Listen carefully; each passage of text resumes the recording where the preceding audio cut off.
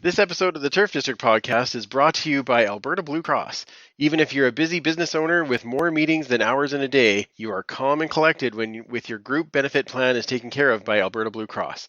Your employees can manage their own health, dental, life, and disability coverage online, anytime, on any device, making it easier for them and for you. To learn more and explore your options, head to ab.bluecross.ca. Enjoy the show. Hey, fellas! We ain't gonna ever back down from nobody. I don't care who it is. This is a brotherhood. And if we stand strong together, we can't be denied. If one of us goes down, we have another, and another, and another that's ready to fight. So let's hit this field and bang them, bang them, bang them. Somebody, light me up.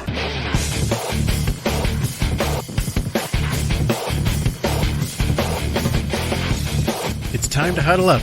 It's the Turf District Podcast.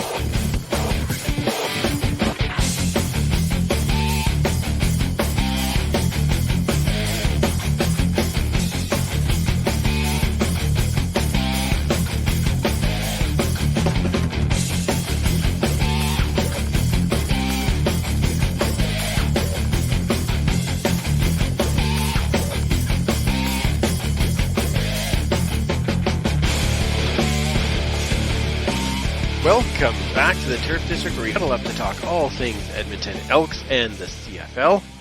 And we're a proud member of the Alberta Podcast Network, locally grown, community supported, and also a part of the Canadian Football Podcast Network. I'm Andrew, and welcome back to the district tonight as we get started on wrapping up our first preseason game, and lots of things to talk about. And of course, this night we are going to be awarding the Jimmy Gaines Award, and we have our favorite guest on to do that. But before we get started, I should say that I'm wearing my Earthquaku shirt tonight because I wanted to support our friend Earthquaku, who unfortunately got quite an injury, and we hope all the best for Kwaku as he goes through his recovery. So I wanted to make sure I mentioned that. Thank you for joining us on the YouTube Live, and if you've downloaded the show, thank you very much for downloading. Make sure you share that link with all your friends. We're about 20 followers away on Twitter from 2,500, so if you could help us get there, we'd really appreciate it. That'd be very cool to get there. And remember to add your questions in the chat right down there, and we will make sure that we will chat about those as the show goes on. So let's get the gang in here, starting with Superfan Mike. There it is. Shaking it Try up. something different. Yep. Keeping the jantlers, changing it up. So it's good to change your jantlers every now and again. that's right. New school jantlers. Yeah, well, it's that sounded even worse than I thought it was going to as it came out of my mouth. So let's just keep going around the table. Who else is here this evening? Well, there's one Commissioner, Kayla. How are you, Kayla? Hi. I've got a bit of a disco ball thing going. Oh, neat. That's Ooh, fancy. Oh, the sun. well, How we've always lovely said you that are. you sparkle, and now you're just making it real. You're right? Yeah. I just had some work done. More sparkles added? Ooh, You can never have too many sparkles. Yes, Mhm. I will be here to tell you, yes, you can have too many sparkles. That's a lie. Straight up. Yeah, okay. For you. Uh-huh. Leanne knows. Let's bring on our guest because Yes. we're always excited. As training camp gets close to an end, we welcome our good friend from Victoria, Paul Reckner. Thank you for joining us again. No problem. I apologize for any bit of a letdown for all the people that thought it was going to be JMO with your favorite guest. But That's fair, actually. JMO will be on soon because we know he hit the waves again today, and Yes. we're so happy that JMO is back on the radio, and he will be joining us before too long. So, but tonight we have Paul, so that's exciting. There we go. Made it sound so exciting. Tonight, I know. we have Paul. We have Paul. How was your training camp visit, Paul? it was really good start. It's really been good in the end, and it was very COVID-y in the middle. So little interruption there in what was dubbed the Real Housewives of Edmonton quarantine here in the West End. Oh my. Seems fair. I'm not sure how to react to that, but that's what happens. How it's nice though to get back to be in the stadium for training camp, sitting up with all of our friends, sitting on our judging chairs. It's exactly what we've been waiting for. It was phenomenal. Walking in day one, seeing the familiar faces, just soaking in the atmosphere and stuff like that. I don't think any of us could have said a single thing about what happened on the field that day. And then it was started getting down to business and studying over the last little while and starting to get the rosters down, seeing some of the organizational learning as the Elks have a team that really hasn't been through a training camp before in terms of the off-field side as well. And they've demonstrated a lot of growth in terms of how they're getting rosters out and interacting and stuff like that. So commend them for that on the fly. Yeah, absolutely. I know that you're only here for a couple more days, so we can say this now. What was your favorite part of this training camp round? Well, chilaquiles at CH Cafeteria was a big highlight as Everybody's favorite, yeah. Yeah. Yeah, just soaking it up and having football back live after basically a 2-year absence. On Sunday, being down close to the field at the end with your kids down there and getting a lot of interaction with players and stuff like that. That was fun as well. Annoying your kids is always fun for me. Us too. Yeah. As it should be. Yeah. No, just seeing the guys and seeing the competition back and just soaking it in. It feels like the real first step back to some normalcy. Absolutely, I agree. And I want to thank you because I know you were helping to call over some of the guys that you needed to meet, but it worked out really well for Nathan to get his hat signed, and he was super excited about that. He wore it all day to school today, and so I got to give a shout out to Nick Arbuckle took the extra time, Martise Jackson, for some Turf District Manny. Yeah, Manny Arsenault, who was also wearing the Turf District shirt, and then of course Niles Morgan there at the end, and Thomas Costigan.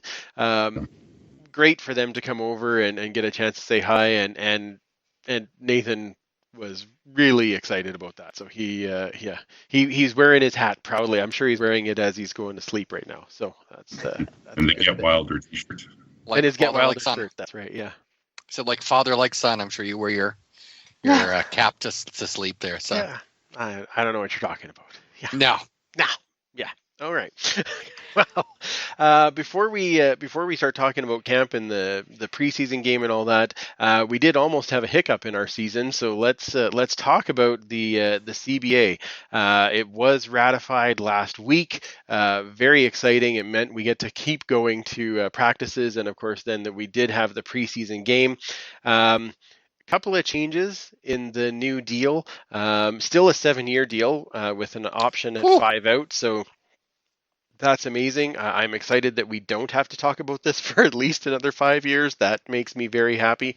I have a question. Sorry. Yes, please. So could either side trigger an opt out at 5 years?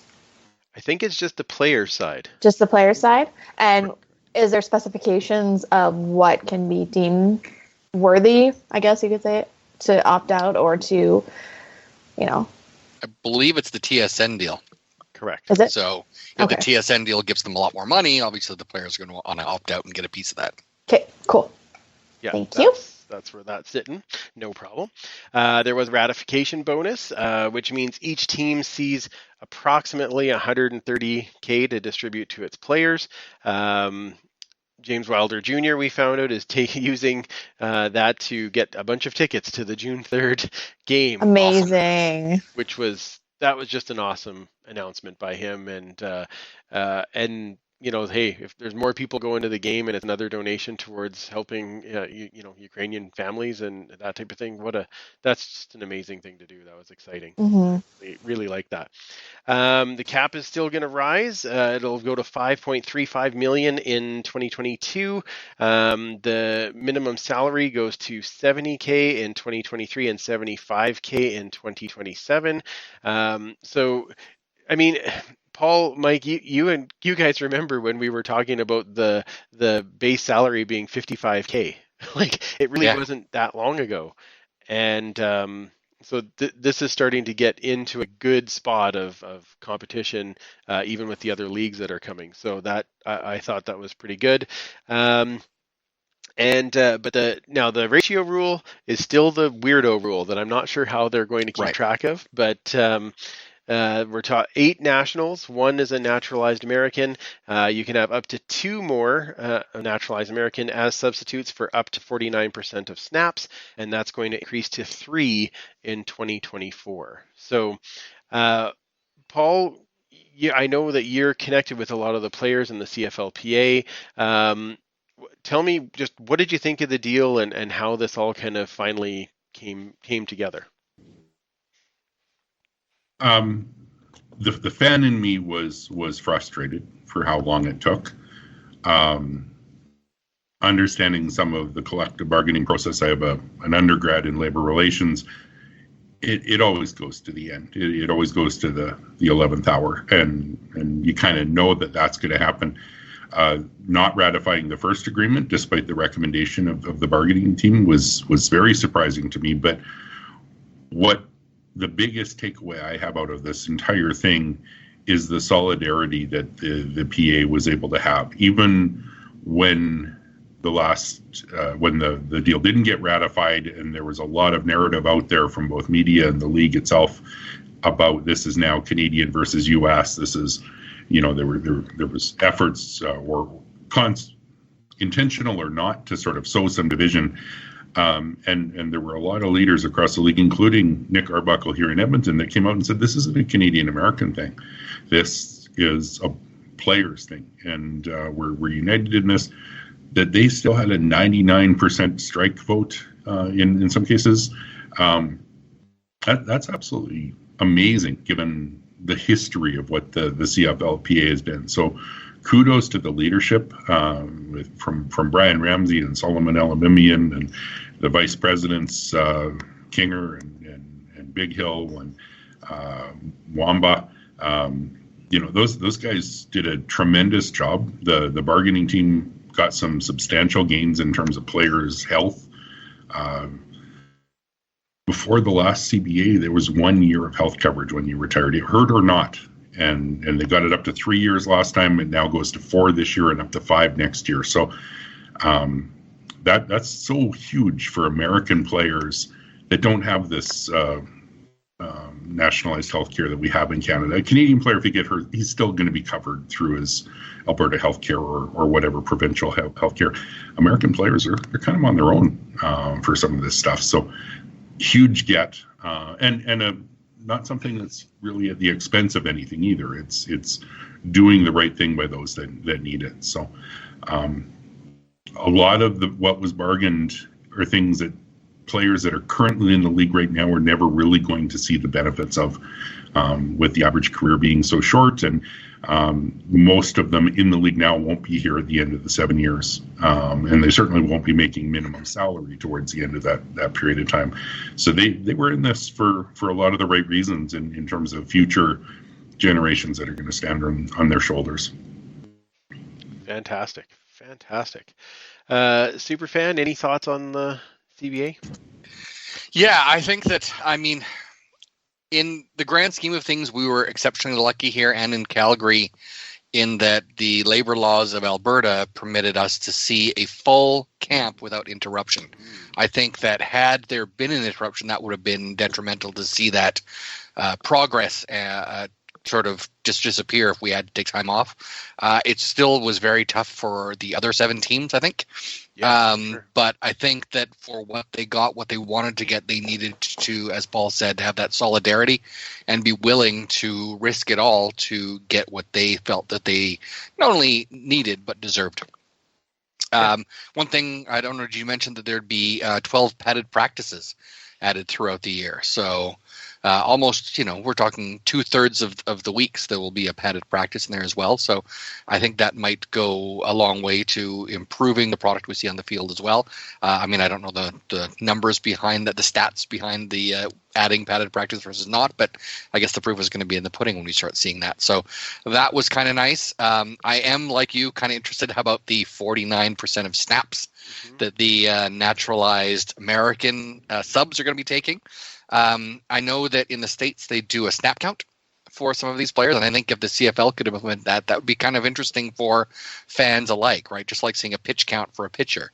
You could see that snap count for some of these people. It's like this person has taken, X number of snaps, and if it's going to be the same, he can only take in the last 2 games X number of snaps, that kind of thing. I think that'd be kind of interesting. That would be kind of cool. I know I heard on another pod they were talking about like chips in the jerseys or something that kind of will Shock be able them? to tell you who's on. Who gets the snap, right? So it's Right. kind of interesting on that. Kamish, any other things? Oh, sorry, Paul. Go ahead. Sorry, I was just going to clarify on the padded practices. It's 12 one-hour sessions throughout the season, so it won't even be a full workout, but some pads within there. And I think the PA has claimed that it's a 30% reduction in injuries since taking out the padded practices. So there has been some real effect. Okay. Yeah, absolutely. Well, and the I know the padded practice that we saw in training camp. Like, can I go every time they have a padded practice? Because that's craziness. Intense. That's pretty cool to watch. Yeah. Kamish, do you have any thoughts on this before we get into our preseason game? Yeah, we have football. Yeah. For sure. That's all you needed. Yeah, I'm just glad to see that it actually worked out, and now we have football. And me being in insurance, to see guys have better insurance and extending across each and every player, that sings to my heart, because I'm always in the gist of the more you get, the less likely you're going to have an issue or a problem. That's just how it is in insurance. Sorry, folks. But yeah, kudos. The only thing that I would say is when you're going through somewhat of a controversy, it's probably smart to stay off social media or bite the tongue, because unfortunately, we know what social media does, and just for your own benefit, for your own mental health, probably best to stay off, or just really, you can state an opinion, but be very careful of how you say it to other people as well, because you don't make fans. And I don't know, some of those things that we're on, I'm like, I understand what you're saying, but it's going to get used against you, because it always does. But other than that, woohoo, football, let's go. Fantastic. Got to use that at the beginning of the show. That's perfect. Yeah. Woohoo, football. Okay. All right, let's talk about our preseason game.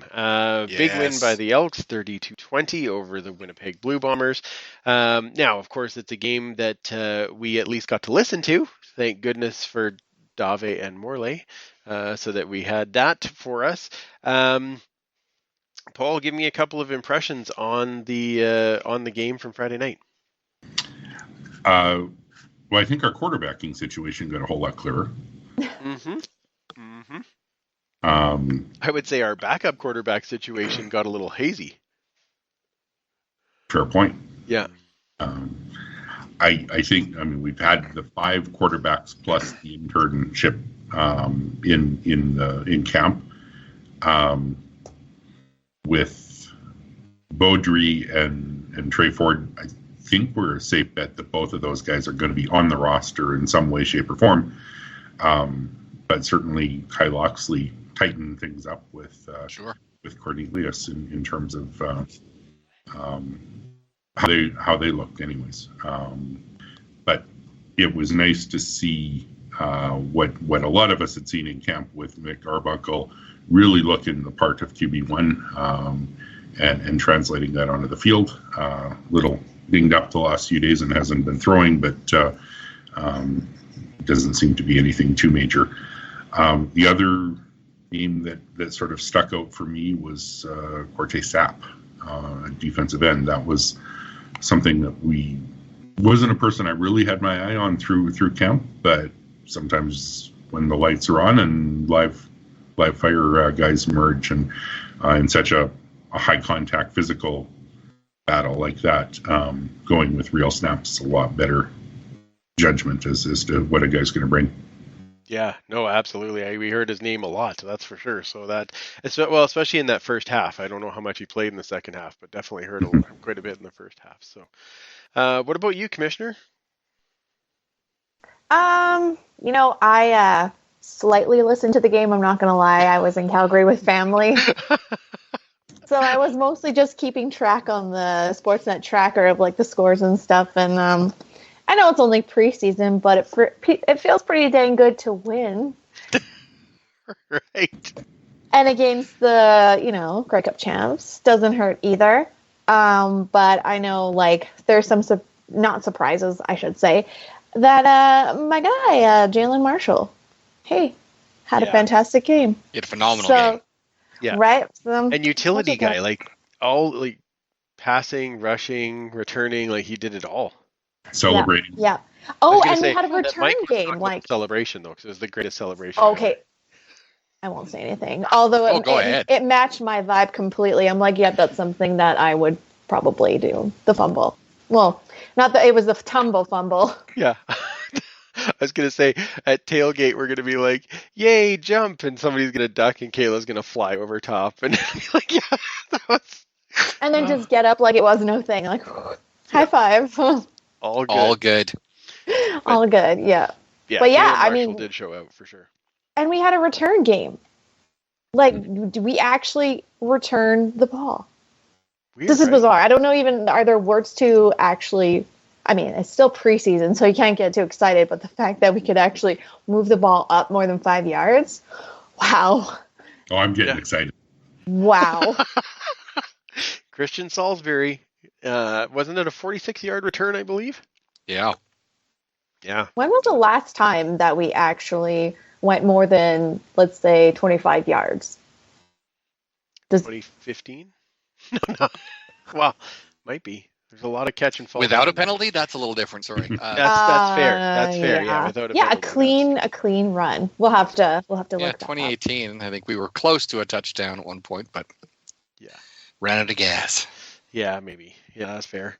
All right, super fan, shoot away. What do you got? No surprise to anyone. I loved hearing about the run game. We had 5 players that had better than 9-yard average per carry, which is phenomenal, including Trey Ford, who had a 9.4. But for me, the guy I was looking forward to hearing about, if not seeing, was Walter Fletcher, who had just a single carry for 29 yards, which is absolutely outstanding. We've been noticing Terrence Roberts a lot in camp, T-Bob, as we were calling him. Yep. He had a 9.5 average. Sherman Batty with 9 yards, and Jalen Marshall, of course, with 11. And the other one I was interested in seeing how he's going to get used, just because we were not sure how he's going to make that roster, was Caleb Lightbourne, who was handling the punts and kickoffs. His net punts, he had 3 yards per punt net better than Hutchins, and his kickoffs were more than 10 yards per kick better. Which is phenomenal. Over 70 yards average per kickoff. That's absolutely outstanding with a 73-yard max, which he's an American. We already have an American kicking with Sergio.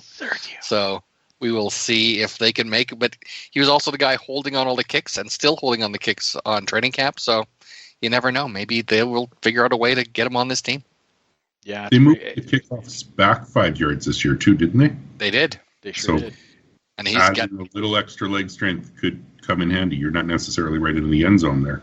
And he's also got that 10, that 5-second hang time sometimes, which means your guys will get downfield. You're not out kicking your coverage.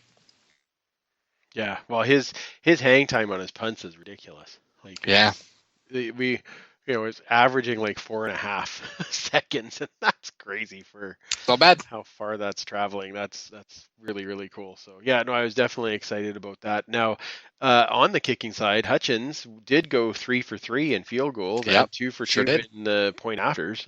So that was not. I mean, we all know that Sergio is the place kicker, but still, Yeah. it's kind of cool that he did have some of those. Um, a couple other names that jumped out to me. Hutter had a big game, 9 tackles, Mm-hmm. had the interception there near the end. Jamin Pelly with the great big push on that got back and kind of knocked Prukop, which then he floated the ball and yay Hutter. That was good. I mean, we turned the ball over. Once always. We had exactly. We had two interceptions and a fumble, I believe, and that was Yeah. something we just weren't doing last year. We weren't getting turnovers at all. So, again,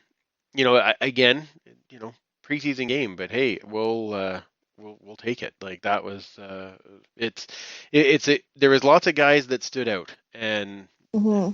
I even got to hear DeQuellen's name at least once, so that was exciting. It was. But I thought overall a good effort. They had the one kind of bad defensive drive, but other than that, for kind of throwing guys together and switching guys up all the time, I thought it sounded like it was executed fairly well. Like guys were actually fighting for their jobs. Isn't it weird when people want to be there? Wow. Oh, neat, neat. So Yeah, great. well, we'll talk about our next game coming up here in a bit, but I'm curious to know how that one's going to land out, especially with the who is going to play where and how that's going to work. Mm-hmm. So that'll be fun. One of the other quick themes on that, we talked briefly on special teams. I think one of the big stories for this team this year is going to be having Merritt Bowden as a special team. Yes. And some of the media has started to play this a little bit, but having the focus of one voice for all the teams, rather than Noel Thorpe would handle one and Elizondo would handle one, and a lot of cooks in the kitchen and not a lot of the continuity, I think is going to be just huge. A lot of times when you get a coach that signs a little later in the off season, you're kind of thinking second, third, fourth, fifth choice.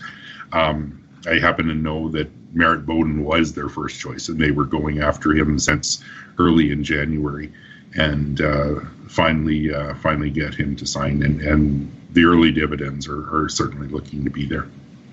Yeah, I would agree. And even just watching at training camp, the way that they're doing the blocking and the way that you can hear him coaching the guys, it's Mm-hmm. okay. They're looking to make a difference here. I think it's going to be very interesting.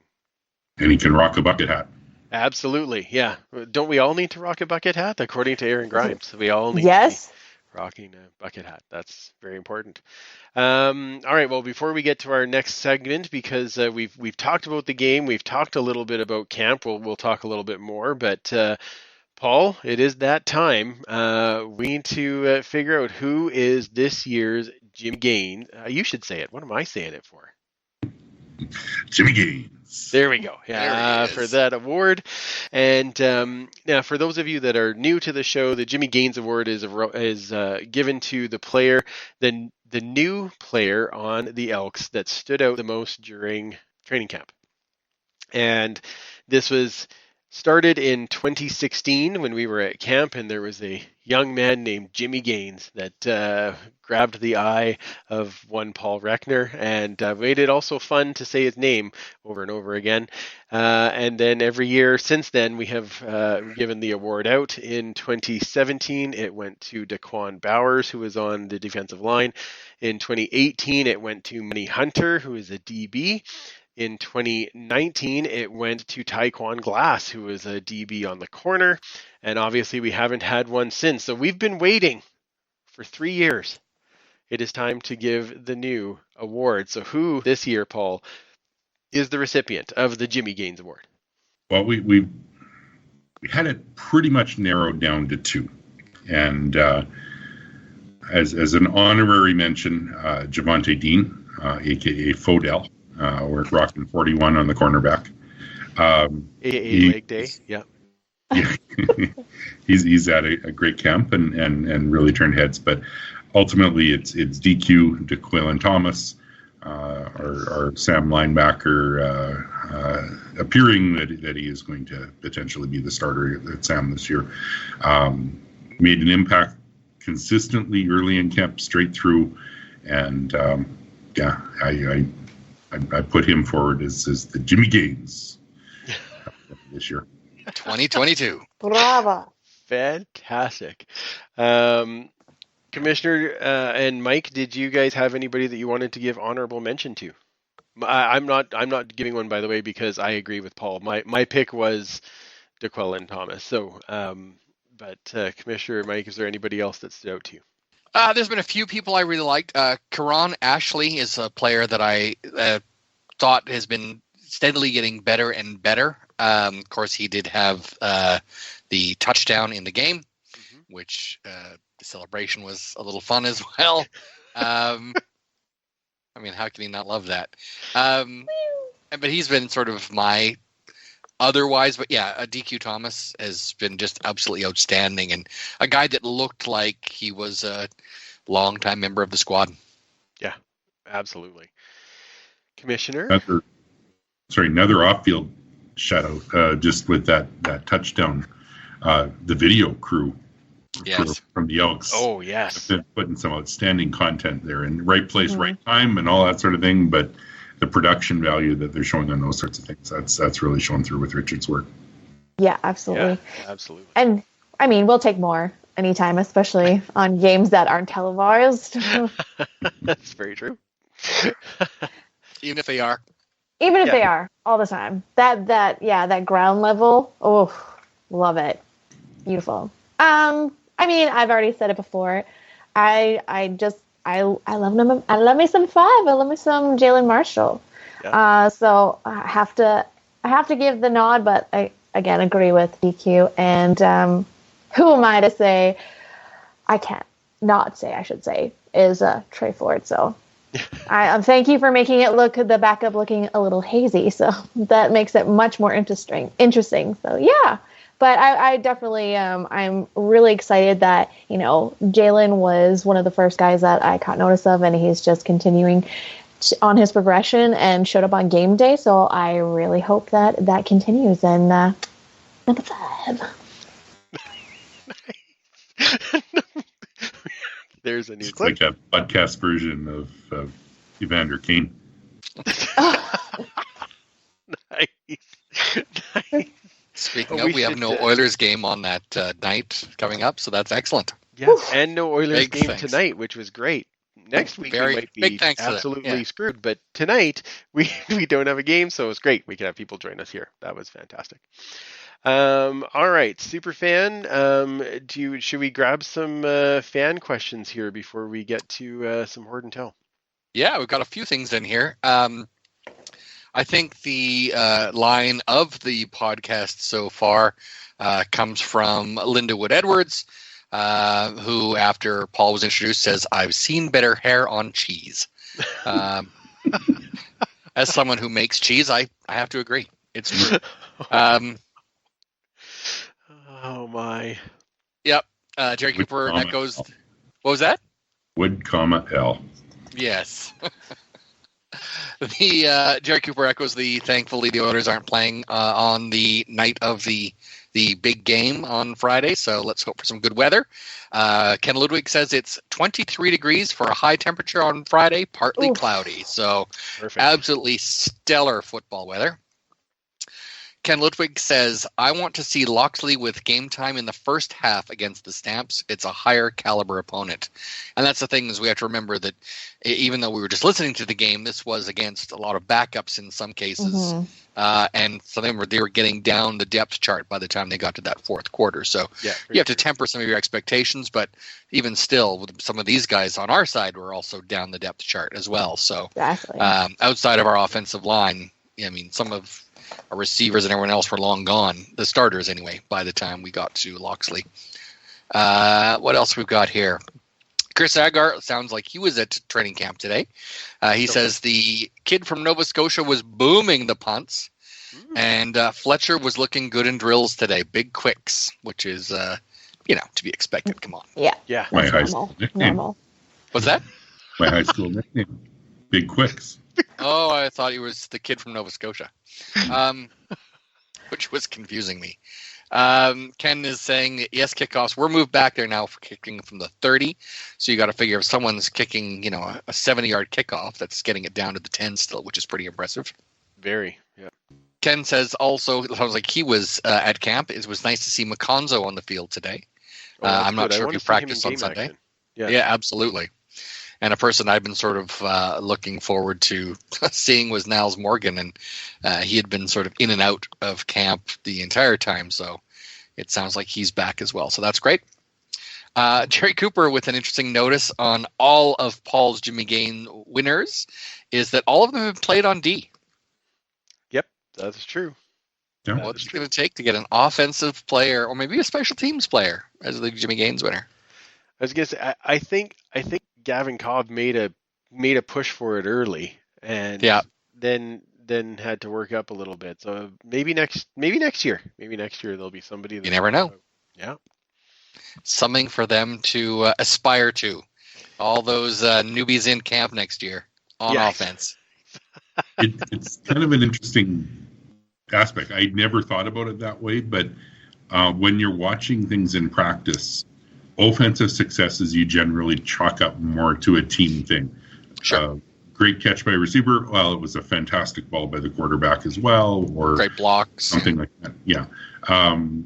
Defensive successes, as much as they're still a team product, it comes across, again, from a somewhat untrained eye like ourselves, where it's the DB stepping up and making the big play. It's the knockdown, and usually the huge celebration and getting on the ball and running it back all the way to the end zone, whether there's whistles or not.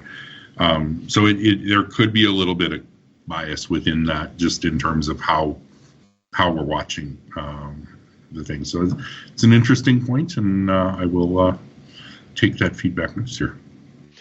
I think it's interesting, especially if it would have been earlier, maybe Gavin Cobb might have been higher in that ranking. As the week sort of turned into 2 weeks, he sort of maybe settled into the mean. And not that he's doing poorly, it's just that he's doing what he's supposed to be doing, and that isn't always necessarily, making the big play. Yeah, and if we have another week, you're right, maybe it is Caron that's showing up in this, or Raphael Leonard, another guy that sort of stood out a little bit too. So yeah, at least this year we had lots to pick from, and it wasn't like, there's true. Like 2 or 3. This year we had a fair number that caught our eye, so that's what happens when you turn a roster over completely, I guess. Yeah, and they should make the team. Lots to pick from, and actually getting to see them. Yes. Yeah, that is a big deal for sure. The one guy they just signed this weekend that I'm really excited to add is Claudel Lewis, defensive tackle. He was BC's Rookie of the Year nominee in 2018, and then transitioned out of playing and was actually their defensive line coach last year. So obviously a very cerebral player in that, but 31 years old, still had some gas in the tank. BC had brought in John Bowman to coach their D-line this year. And Claudel, I guess, has some more, something more to prove. And I'm really excited to see that addition to our defensive line late in camp. And he would have certainly been a guy I keep an eye on if he were here from day one. Yeah, that's fair. And I think that it's interesting, right? Chris Jones, he'll bring guys back to the game. So we'll take it, right? And, we've had a few. Yeah. No kidding. It's not like Manny's looked out of place. No, he's been great. By a long shot. So I think Manny makes everyone around him better. Mm-hmm. Yeah, I agree. Absolutely. So, all right, Superfan, are you ready for some Horde Intel before we continue on with some news and getting ready for this week's game? You bet. There is one thing, though, but just came in the chat. I think it's good to ask everybody here. Okay. How much of the vets do we see on Friday? That's Coach Vic. I still don't think we see more than a quarter, honestly. Because the reason I say that is just because we have so many young guys, lots of which we just talked about, that Right. are really battling for a position, and this is their Mhm. last chance to get in front of the lights and probably in front of a huge crowd too. So, um, uh, in my opinion, I think we only see maybe a quarter, and there's a chance that Arbuckle doesn't even play. So, Right. we'll see. Yeah. What do you think on that, Paul? I think you're right. I don't think Arbuckle sees the field this week.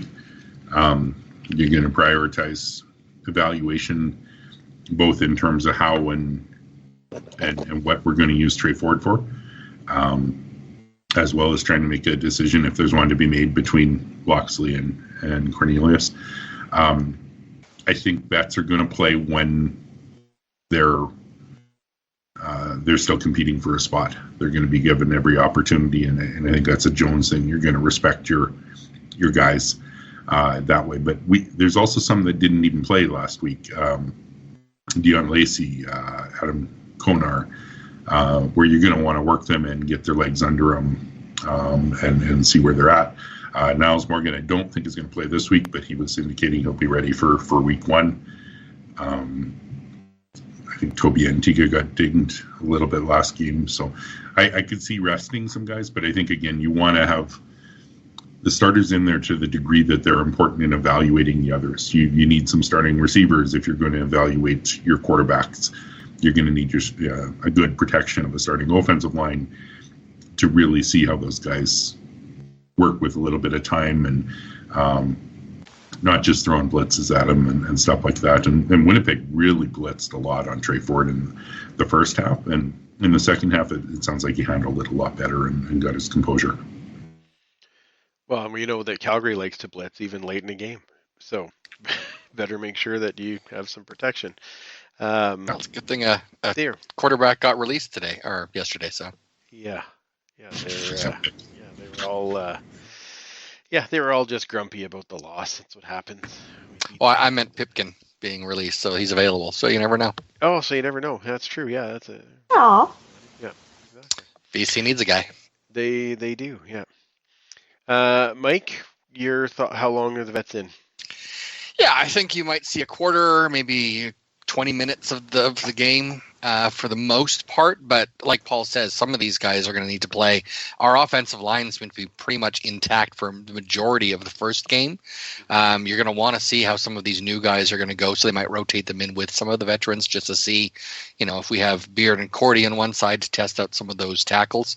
Our left tackle in the last game, Garcia, I think he sounded like he performed exceptionally well in the game. So that's another guy that has come in because Tony Washington's been a little dinged up. So he's come in and it sounds like he's been fitting in great. So that's another great find. Yeah, absolutely. Kayla, what do you think? Vets? Well, just as an aside on the O-line, I'm really excited to actually watch them play rather than because you don't hear a lot of calling that line during the game. It's mostly where the ball is, and I'd like to see how they're actually functioning as a group because I know that there were some weak spots during training camp. So I'm excited to see that on Friday. But I'm hoping, like you all, that we're not going to see a lot of action with the vets. I would like to see them in the first quarter to set the tone, shake off the rust, and then let the new kids, come on after that and show us what you got. But I think it's really important to set the tone of the game, and the vets know how to do that. So, yeah, that's fair. That's fair, especially being that it'll likely be a huge crowd. So, yeah. Mm-hmm. Fingers crossed. All right, Superfan, let's do some Horde Intel, and then we can get to wrapping up here. So we'll bring you in. There you are. All right, Beautiful. What you got for us this evening? This is very new to the collection. Somebody dropped this off a couple hours ago. Wow, very new. Very new. So I've got a lot of friends that are also collectors and a few friends that are what we call diggers who just sort of find stuff digging through whatever they can. And it's not necessarily just football. It's all kinds of things. But they know that they find anything green and gold that I'm the guy they say come to, which is, I'm grateful for that. So my friend Gary came today, who I've known for several years. He's a CFL collector, but fortunately doesn't necessarily collect all the green and gold. And he brought me this today, which I thought was kind of nice. It's a little falling apart, but Oh, wow. yeah, Holy man. that's kind of fun. So he thought it might be a game worn. I don't really think it is. I mean, it's certainly got the length to be a game worn. And let's be honest, the only number 13 I can think of that would have worn this style wasn't a very large man. So Yeah. you never know. However, I don't see any spots where a name bar would have been sewn on. So it's most likely a fan jersey or something that was maybe prepped. There's certainly a lot of stains on it and quite a lot of wear, rips and everything else, but just absolutely beautiful. I have a similar jersey. What Here. era is that from, Mike? This is the 1970s. Even if it's not a fan jersey, nobody wore 13 prior to 1973.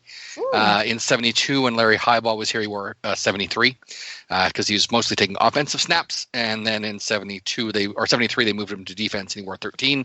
Here's a very similar jersey. The stripes are a little different on this one. This is 55, which would have been a Ron Este. This one, someone has scribbled a bunch of signatures on. As one of our favorite viewers, Linda, in the chat has already told me this is not Dan Kepley's signature. And even if it was, I'm really sure that Earl Edwards would not have been signing any jerseys around here because, let's be honest, he wasn't around. You can ask Brian Hall where it happened to him. So, Yeah. But yeah, so like I said, this is the newest little edition. Even if it's a fan jersey from the 70s, it almost has a not quite a light canvas feel, but who knows? Maybe it was a good winter fit for when you're going to those cold games. So, yeah, Could it that's be a the newest practice edition. jersey? What was that? Could it be a practice jersey or something? Entirely possible. They didn't wear numbers back then in preseason games either, so that's a possibility. But again, it is a very heavy knit, so yeah, it's more than likely. I mean, most of the training camp jerseys I saw didn't have stripes on the arms, so generally speaking, it could have been something they also wore to signings and things like that. So I'm not sure because I don't know a lot of people when I've watched games wearing fan jerseys, and all the ones I've seen so far have always been white. So I own two of them, but I've seen a few other ones with numbers that would have been big, of course, 42, 12, 65, things like that. So, yeah, always white jerseys, always these. So, yeah, it's a possibility it was for signings. It was a possibility it was for maybe some sort of camp or whatever. But whatever it is, it's a happy part of my collection. I like those styles. Yeah. It's awesome. Very, very. That sort of 3/4 length sleeve, which was kind of great, which is why the striping now. I mean, people always talk about redoing some of these striping, but when you see how far down they are on the sleeve and you think that the sleeves now go to here, you're going to lose most of that. So, Even for just apparel. Hey, yes, Ken. absolutely. This might be a little tight on me, but I'll give it a shot, right? I love it when you drop those hints because you know Victor's watching. That's precisely what We do. Yeah, exactly. The vintage stuff. Oh, wait. Yeah, absolutely. That's what we want. Yeah. All right, let's get into a little more Elks news here before we finish off for the show. They did make some cuts after the game. I don't think there was anybody that was super surprising, but they did go with releasing offensive lineman Dantney. I don't know if I said that right. Dantney. Demery? Dantney. Dantney. Dantney. Dantney Demery. All right. Defensive lineman Fulani Freeman, wide receiver Dominic Davis, defensive back Floyd Redfield, defensive lineman Nathan Brisson Fast, which might have been the only one that kind of jumped out to me, defensive back Stephen Claiborne, running back Alex Gale, defensive back Shaden Phillip, and running back Kevin Dubois. And of course, two of the local guys there, and Alex Gale and Shaden Phillip. So, it's always hard when they come down to cut day, but you know what's going to happen, and there'll be another one this weekend, and I'm sure there'll be a couple of names in there that will be like, what? But Always is. Yeah. Any names in there that really surprised you guys? I don't know that anyone surprised me. I I thought Shaq Hill was one of those guys that at the beginning of camp was getting more reps with the A squad, and by the time we got to that preseason, he wasn't really getting many reps with the A's. He was always with the twos or the B's, whatever you want to call them. So not much of a surprise. Floyd Redfield is a guy that I know we were sort of watching. Of course, he wears 42, so he's going to stick out with any fans of the double E. So that is a little disappointing. I know a few people that were disappointed. But yeah, I mean, no one really stood out as like, oh my goodness, I can't believe we cut that guy. Yeah. For sure. Anybody for you, Paul, or not really? I'd been watching a lot of Shaden Phillip reps through the camp, and I thought he'd looked pretty good through the training camp side. Obviously had a lot of game reps there, and maybe didn't execute to the degree they wanted, and I think that maybe there was a penalty in there that didn't help his cause. But always a little sorry to see a local guy, fellow U of A grad. And anyone who comes through that Chris Morris program, you know what kind of character they bring and what kind of a teammate they're going to be. So, that one was a little bit sad for me. Yeah, that's fair. That's fair. Now, Elks made a couple of announcements. They add Ashley Collingbull to the game day host, along with Chris Sheets. And that's a great ad. I'm excited to have a bit of a different voice and shake that up a little bit. I think that's going to be awesome. So, another great move by the team in my mind. They also made another great move today, adding the youngest employee ever to the Edmonton Elks, and bringing on Ronan, 13-year-old Ronan that we've known for years, which is really cool. Has been part of the chats on several live, when he's allowed to stay up that late. Yeah, several of the YouTube lives. Yeah, so it's that's awesome, and he's going to be helping with their Discord, which is fantastic. So congrats, Ronan, because he knows what it is. So yeah, exactly. Yeah, I've been told we need one. I'm like, okay, sure. Yeah. I know a guy you can hire. Do you? Okay, perfect. That's good. I'm glad to know that. Another news announcement that came out earlier in the week that Air Products was making a $20,000 donation, and the Elks are matching that in tickets for people to come and watch the preseason game this Friday. So at $15 a ticket, that's a lot of tickets. So I'm excited. I think this Friday is going to be packed. I think it's going to be really, really cool. I am very sad that I have to be. No, I'm not very sad. I'm sad I'm going to miss it, but I want to be at Riley's thing. But yeah, it sounds like it's going to be amazing. And I mean, football is back at Commonwealth, and there is an outside chance that we might actually win a game at home. I'm not saying a word. Yeah, you all reacted exactly as you should. That's good. We're taking on Calgary, 7 p.m. start. Tailgate should be around 5-ish, I would think, Superfan. Yes, so that should be exciting. And of course, in keeping with the theme, we are going to be doing pierogies, kubasa, and cabbage rolls. Ooh, fantastic. Fantastic. Commissioner Kayla, you'll be in my spot for that game, so you'll have a spot to... Somehow to hang out every there, so that'll be very cool. I like this. Ken with the prop bet for us this evening. We'll do a quick ad and then we'll get to our prop bet. How about we do that? Excellent. All right. We'll do this first. This episode is also brought to you by ATB. At ATB, we make banking work for you by offering both expert and practical advice in saving, budgeting, and paying off debt. And though your financial situation and the economy may change over time, you can be confident that your money is safe and secure with ATB. We have a history of doing what's right for our clients, especially when times are tough, because ATB was built to help Albertans. For more information, visit atb.com. That's atb.com. All right, let's do our prop bet here. As Ken said, let's do an over-under for the attendance on Friday night. Ooh. To a preseason game against Calgary where there's $15 tickets and all of them are going to support Stand With Ukraine. Oh my goodness, I got to figure a line here. You know what? The line that I'm going to set tonight is $30K. And I want to know if we're going to go over or under. So Paul, I'll start with you. Over 40. Over 40. Wow. Okay. Wow. Commissioner. Oh, I'm definitely, well, over.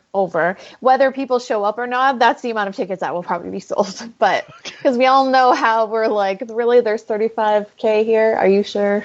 Oh, that's fair. I didn't really take that into account. That's fair. It's a laughing joke from last season. After last season, we were getting in the low 20s and even 20,000. I think 30 is a good number to start with. Okay, good. All right, I don't feel so bad. Thank you, Superfan. I appreciate you helping me out on that one. Okay, so Superfan, what do you say? I still say you're crazy. That's way too low. No, I'm kidding. Nice. No, I think it's going to be over.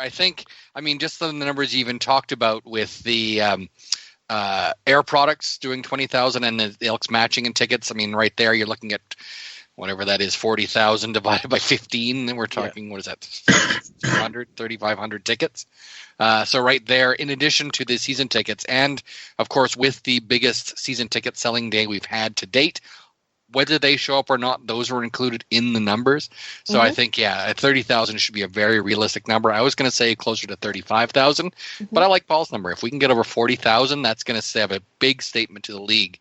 And especially huge kudos for not only Victor Cui, but the entire team that he has empowered to get the sort of word out. If we can get that for a preseason game, I don't know the last time we had 40,000 to a preseason game, but it's certainly not been in the last 35 years. That's fair. That's fair. And just remember, folks, this is preseason, so don't judge too harshly if we don't win. That's true.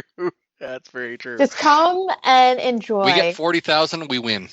That's right. Oh, I don't know about winning on the field, but the team but we wins win, in many exactly. ways. Yeah. There's many definitions of winning. Yeah.